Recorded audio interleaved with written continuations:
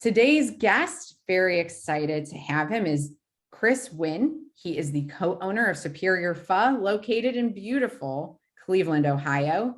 And this is the third part of our three-part series running in parallel with National Restaurant Show's conference. The National Restaurant Show runs from May 21st through Tuesday, May 24th. And if you're lucky enough to be visiting Cleveland on May 21st and May 22nd, perhaps as part of the restaurant show, or you're just coming in, the Cleveland Asian Festival is also happening. So check that out. Cleveland Asian Festival is May 21st and 22nd. You can find out more by visiting their website at clevelandasianfestival.org. So let's jump into the interview. Chris, thanks so much for joining us. We're excited to have you. Thanks, Tessa, for having me.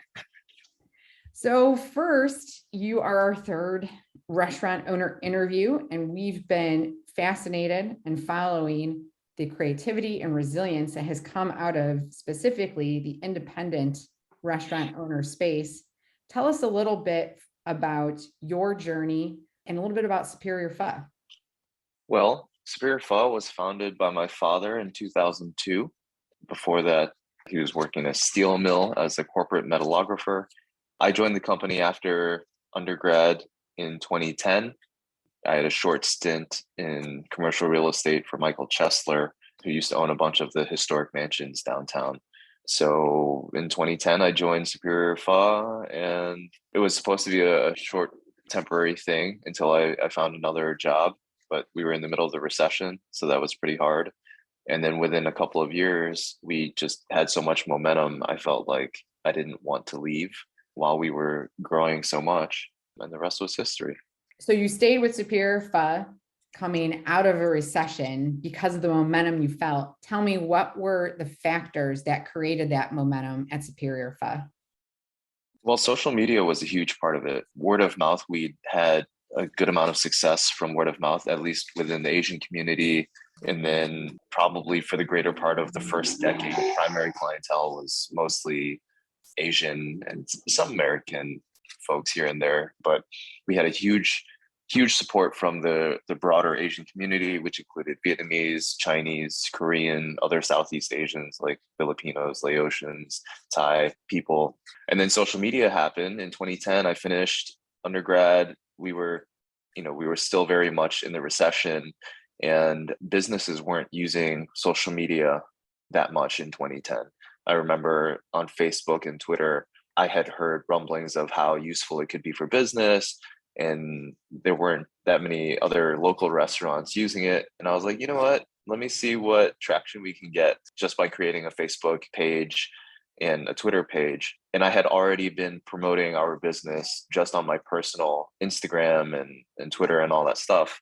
And I think one of the huge catalysts was one of our own local hometown heroes, Michael Simon and Jonathan Sawyer at that time with the Greenhouse Tavern. They had been coming to the restaurant pretty regularly. Oh, and Adam Richman too from Man vs. Food.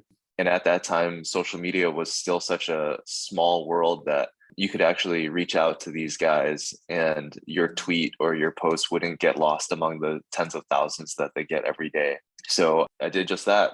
I would tag them in posts and I would thank them for coming out whenever they did, just almost on a very personal level. And they would tweet back and they'd post on their social media like, hey, Superior Pho is the best Vietnamese restaurant. And I would thank them and invite them back. And before we knew it, probably thanks to those three guys there, we got invitations to participate on different shows on Food Network and Travel Channel and that sort of thing. So coming out of the recession, word of mouth and social media, they were huge for us. That is absolutely a fascinating story, because that's right when I started eating at Superior Pho a little over 11 years ago. And it definitely was from the word of mouth. At the time, I was at American Greetings, and we had Pho Fridays, which we also carried on to two other companies I worked at.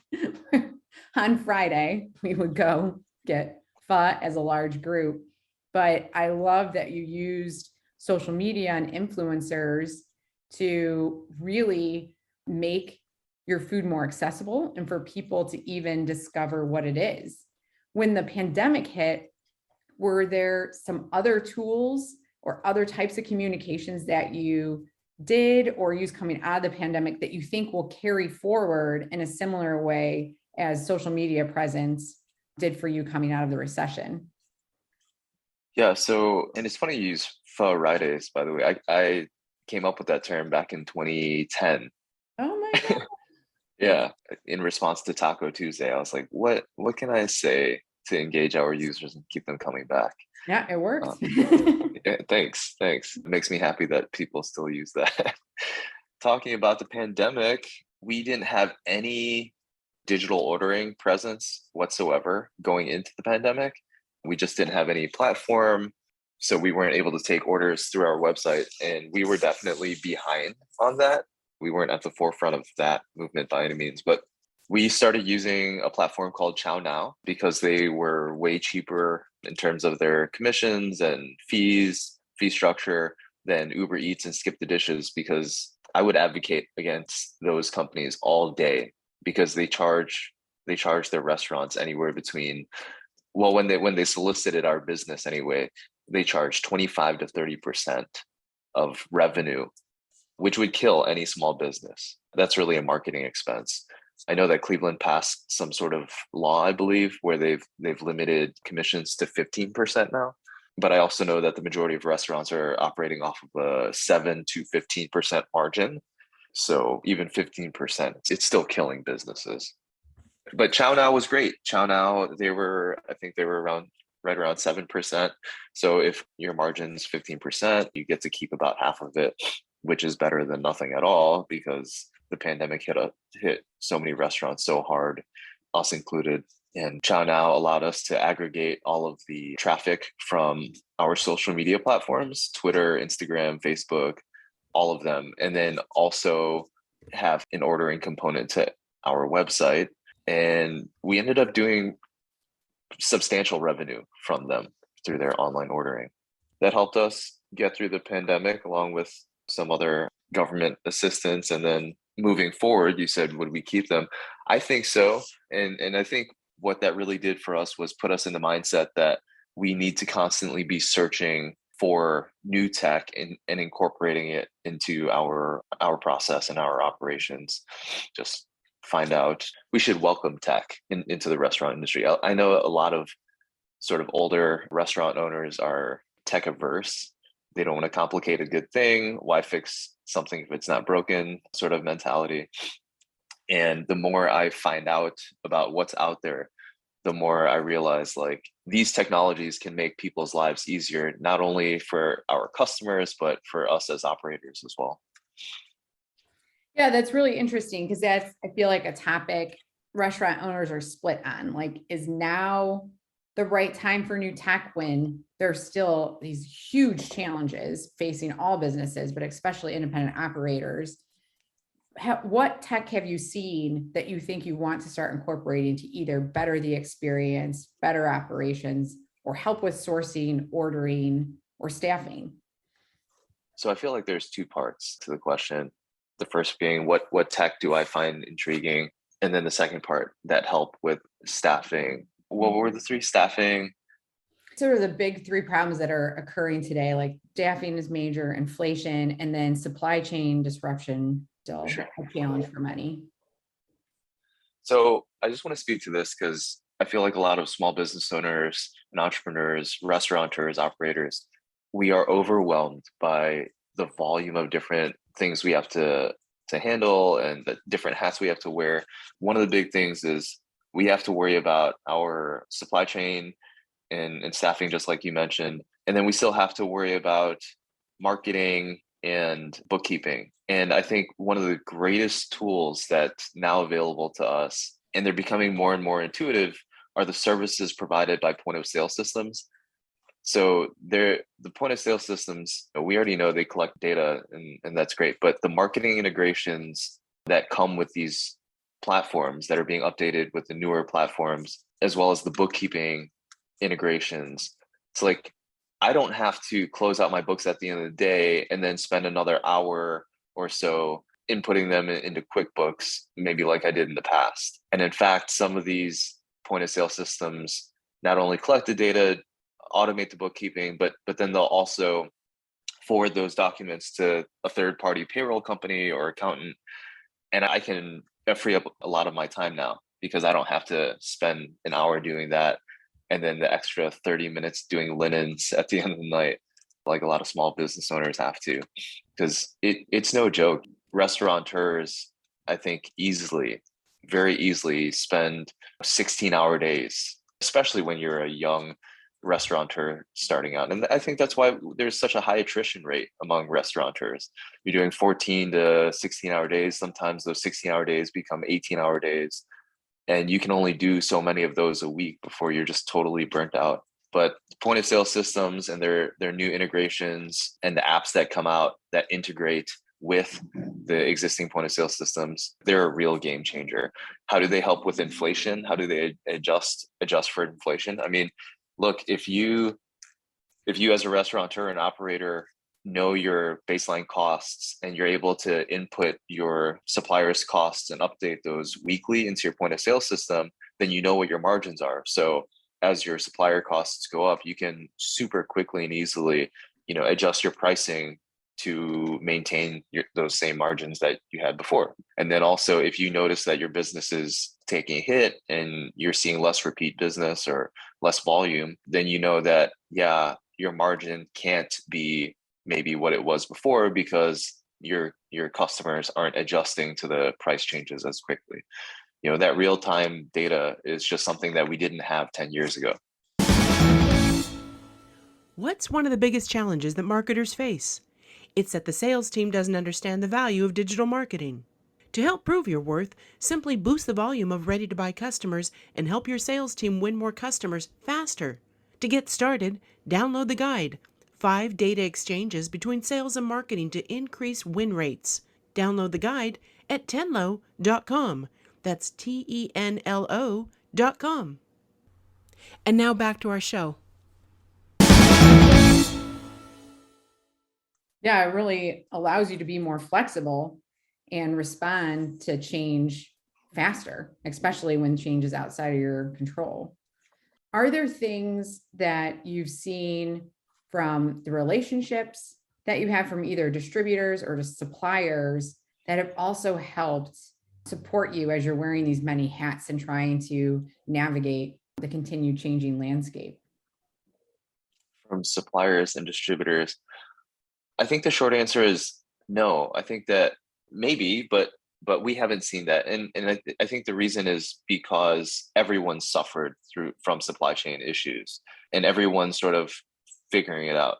Now, one of the cool things that people don't know about Superior Pho is that we use local beef. We use Ohio beef as often as we can. We use local produce as often as we can. We don't market it as well as we should, but I think people know inherently that our product is a cut above our competitors, and they can't put their finger on why. And that secret is our produce is fresh. I mean, super fresh, grass-fed cattle in a lot of cases. Our slaughterhouses, they use hand-chosen cattle, and we definitely don't make it a point to market that. And I think we should. But with that said, our smaller suppliers, they're not going to be able to adjust as well as major corporations when it comes to their supply. If they take a hit, they take a hit, and we have to adjust with them. So what we've done in some cases is we've entertained business from suppliers that we would not have entertained in the past to adjust. Whereas a supplier in the past may have solicited us and we would have said, yeah, we have this relationship with this supplier and that's that. We've had to entertain supply from different sources just because our smaller suppliers, they can't keep up with everything going on. So you're making some changes to how you source for specific things. Has any of that moved online? Like when you were looking for these other alternatives, did you start ordering differently as well? And have you found that useful? We didn't go online because a lot of our stuff can't be bought online unless it's restaurant equipment, in which case Of course, restaurant equipment has to be sourced nationally now instead of locally, because local supply is just either non-existent or exorbitant in terms of cost. But with food suppliers, we had a lot more suppliers solicit us maybe than the past. I think a lot of folks realize like, hey, this is an opportunity to take advantage of shortcomings from other places. So yeah. When you think about like what the next big decisions are on the forefront, how are you staying or keeping on top of trends? Like what's changing in either what different generations of customers expect to what economic factors could be coming into play? Like what sources do you tap into to stay on top of that? Well, I don't know that we are, Tessa, in the sense that we have a low cost product that's reliable. It's sort of like a hamburger. How much can you change a hamburger, right? We could add maybe some additional menu items, but the staple of our restaurant business is going to be pho. It's a low cost street food from Vietnam that it's just a comfort food.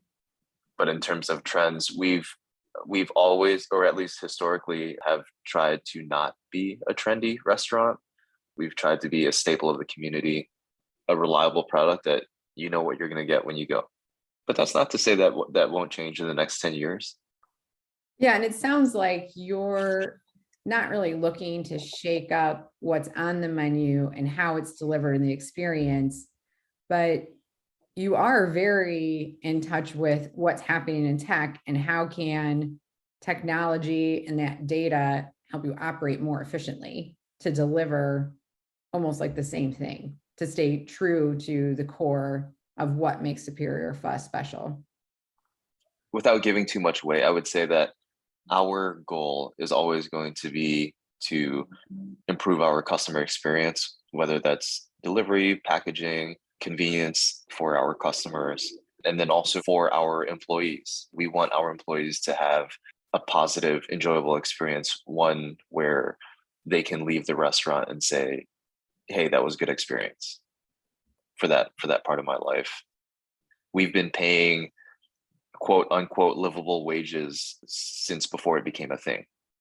And that's one of the things that we're proud of. We're also really proud of embracing diversity and mindful hiring.